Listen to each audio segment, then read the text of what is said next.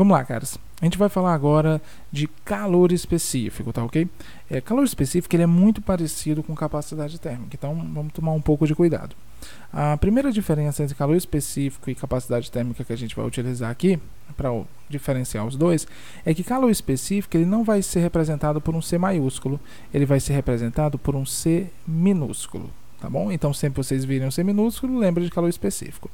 Eu trouxe aqui uma definição bem rápida para vocês sobre o que viria a ser esse calor específico. Por definição, o calor específico é a quantidade de calor necessária para elevar a temperatura de 1 grama de uma substância em 1 grau Celsius. Ou seja, se eu pegar a quantidade de calor que eu preciso para elevar 1 grau Celsius em 1 grau Celsius 1 grama de uma substância, eu vou saber o seu calor específico. Pô, professor, não entendi muito bem. Eu vou colocar aqui a unidade que a gente usa para medir o calor específico, aí você vai entender melhor. A unidade que a gente utiliza para medir o calor específico é a caloria por grama vezes grau Celsius. Professor, mas essa unidade tão comprida é. Ou seja, se você vir por aí 0,5 calorias por grama vezes grau Celsius, você sabe que isso daqui trata-se de um calor específico de algum objeto, tá? Então, o que é que isso quer dizer? Isso aqui quer dizer que 1 grama de uma substância precisa de 0,5 calorias para aumentar 1 grau Celsius de sua temperatura. Vixe, professor, isso quer dizer que se por acaso eu vi por aí 0,9 calorias por grama vezes grau Celsius, significa que 1 grama dessa outra substância vai precisar de 0,9 calorias para aumentar também 1 grau Celsius, exatamente, tá?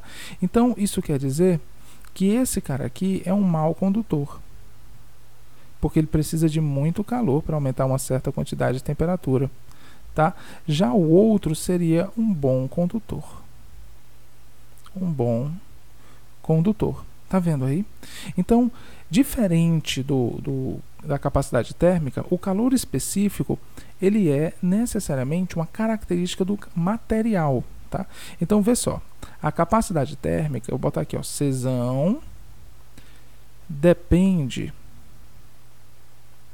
da massa do objeto. Depende da massa do objeto. Tá ok?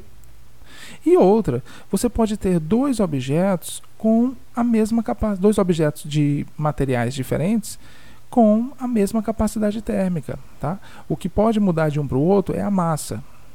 Já Czinho, que é o calor específico, é uma característica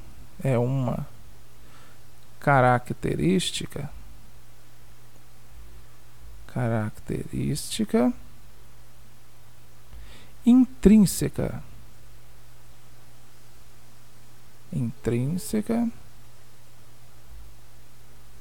da matéria. É dela, certo? Está ligada à sua formação, à sua ligação atômica, sua ligação molecular e etc. Tá ok? Então, ó, enquanto um pode ser alterado, quando você coloca mais massa, certo? Quanto mais massa um objeto tem, maior sua capacidade térmica. O calor específico ele não depende da massa, tá?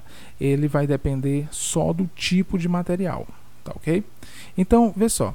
Imagine que nós tivéssemos aí duas capinhas de celular. Uma de calor específico igual a 0,3 calorias por grama vezes grau Celsius e a outra de uma outra marca de calor específico igual a 0,5 calorias por grama vezes grau Celsius. Você pergunta, professor, qual dos dois é melhor condutor? Ora, o melhor condutor é o que precisa de menos calor, né, para mudar a sua temperatura. E no caso, o melhor condutor ele aqui, tá bom? Essa capinha não seria boa pra gente, porque assim que ela recebesse o calor da bateria, ela já esquentaria a nossa mão, tá? Então, pra gente, a melhor capinha, que dá maior conforto térmico, seria a de maior calor específico, porque ela é uma má condutora, tá bom? Professor, mas por que você está usando números tão pequenos assim? É o seguinte, na natureza, um dos maiores calores específicos é o da água.